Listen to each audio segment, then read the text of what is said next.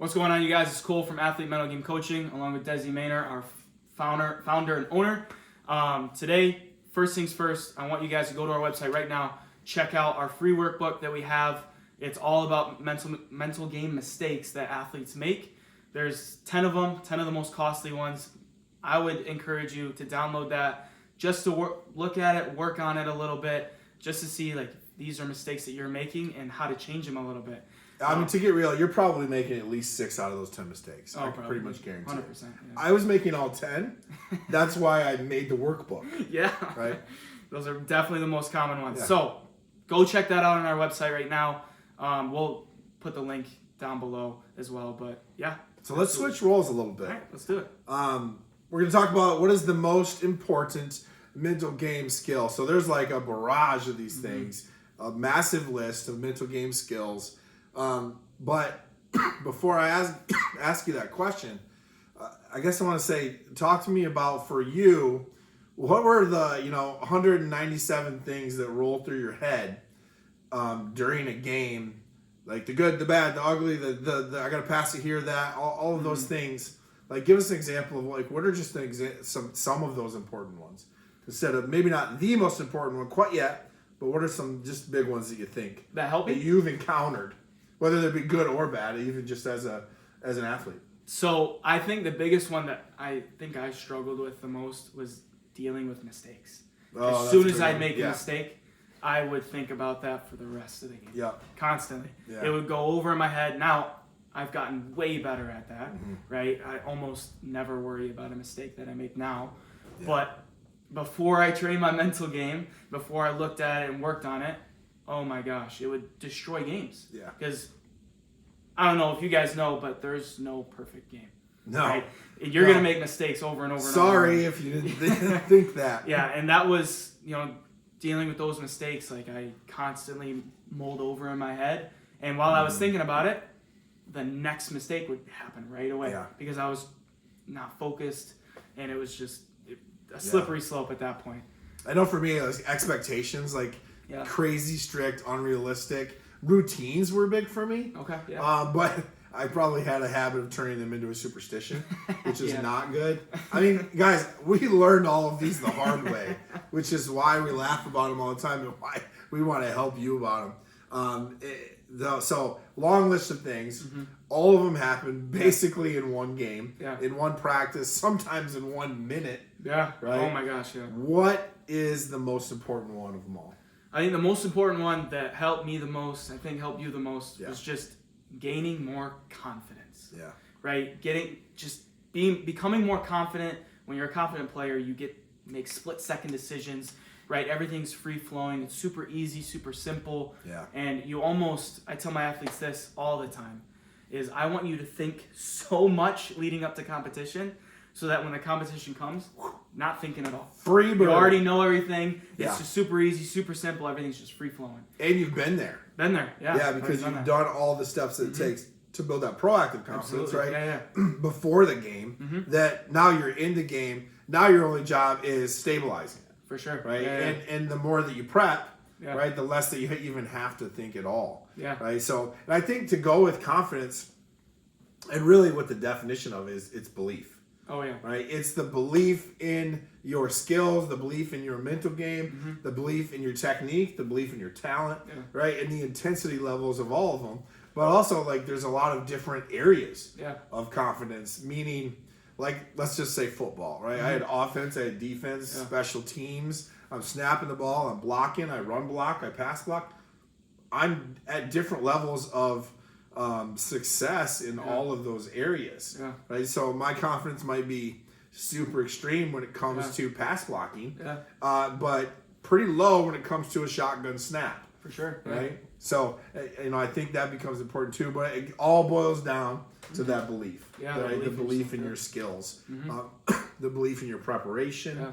all these different areas. But I guess so. Tell us a little bit about where was the belief in your game that really made the shift? Made the shift. Honestly, I think it was in training. Like, I would put extra time, extra hours in training. And funny enough, one of our mental game coaches, Jake Kroll, helped me with that like crazy. He is a very disciplined athlete. I mean, it shows he's a professional now.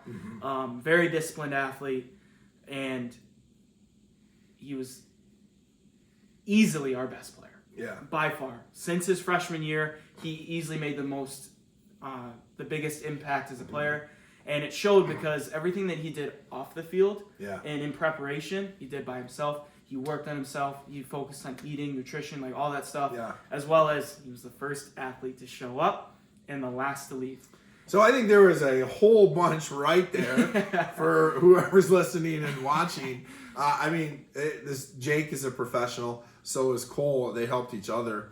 But that preparation. Oh my gosh. Yeah. Right. So with that prep, when you went into the game, like, how did it change your belief system and how did it change your confidence? Well, you've already done it all before, right? When you're super prepared, you're super fit, you're strong. You know that you can get into challenges and you'll come out as the victor, right? Yeah. And you already, like, if you train the same movement over and over and over again, when that happens in the game and you're prepared for it, it becomes super easy. It just flows. Yeah. And it's just super simple. So for me, right, and my dad always says this all the time in business, it's better to over prepare than just kind of coast along. The game's won during the week, not on Saturday. 100%. Yeah. And in every meeting, I will always take this to my grave. In every meeting, over prepare, even if it's just a lunch meeting. Yep. Right? Even if it's just, something where I'm going to go talk to an athlete for 30 minutes. Make sure that you over prepare so that you can answer anything, right? You listen well, like you just are fully prepared to give your full potential to that other person, to yourself, right? And same thing in sports, right? Yeah. If you over prepare, you're going to feel more confident. 100%. So I know for me, this is going to be an absolutely hilarious story, but when I was a senior in high school, I played playing basketball in the winter, and I had already signed. So I was Division I college scholarship, right?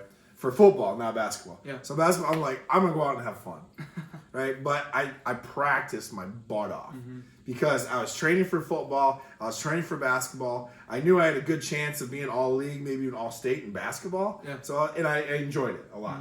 So I practiced like crazy. And you talk about this confidence level. Yeah. I used to have much longer hair, okay? So right before the game, I would go in and I would soak my hair under the shower. And I would flip it back and they would be just absolutely soaked. Well, when we ran out, I would always be flopping it all over whoever we were about to run by, right? And I remember many times when we would go to shake the hand, I would always tell my opponent, like, you're not going to stop me from under 20 tonight. And that was my confidence level. But it was like the trigger for me was when I put my head under that shower. And I could only present myself like that because I put all that prep in. Yeah. Because I put all that work in. And guess what else was not there? The pressure and the stress. Yeah. I was having fun. Absolutely. Right? And guess what happened? I played better. Yeah. I played better. But I mean, confidence it's paramount, right? I mean, we've got proactive confidence, is what we've been talking about mostly, right? Then you got the stable confidence when you talk about mistakes, right? When you can overcome a mistake, you got that stable confidence. Killers, confidence killers. Oh my gosh, there's so a bajillion of them. So many. And we've experienced all of them hundreds of times. Yeah. And then the last piece there is my favorite part, which is the boosters. Yeah. Right, those confidence boosters, which for me was that was the shower. Yeah. That was you're not going to stop me from under 20 tonight. Yeah. Those were the things that I needed to boost my confidence in that arena. But confidence and belief, right? They go hand in hand. They pair with each other, and it is by far the most important skill. By far, and that's why I feel like that's really why everything started. Is we want athletes to be more confident, right? And we both know if you're more confident, you're going to succeed way more. Yeah. You might be the exact same athlete, but if you're more confident than you were, you're going to be better off, right? So confidence is one of our main points that we probably talk about. Yeah. We'll probably talk about every single podcast, every single course, every single session. Yeah. We're always going to talk about confidence, and that's easily the most important because it's the most beneficial, and it's also the most in-depth. Yeah. And I think we've got something for them. So what we're talking about here is creating an athlete who is 10 feet tall and bulletproof. So 20 years ago, I had a coach who said that to me. He was like, Maynard, how you feeling today? And I was like, I'm feeling good. And he's like, what? That's crap. You need to be 10 feet tall and bulletproof. That stuck with me for 20 years.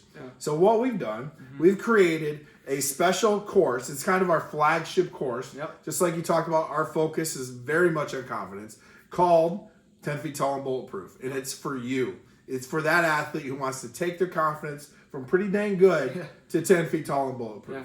Right? And not just play, think, feel, and play like that. Right? And you can go to their website, athletementalgamecoaching.com. You can get there. The links will be in all the bios and all the comments and all the explanations and things like that. But I mean, that is an awesome way to get started right away.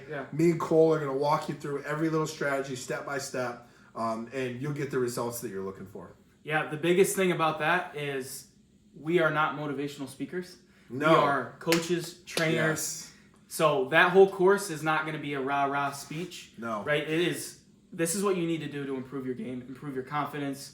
So it's very workbook, workshop style. We have videos on there, and you're going to be following along with a workbook.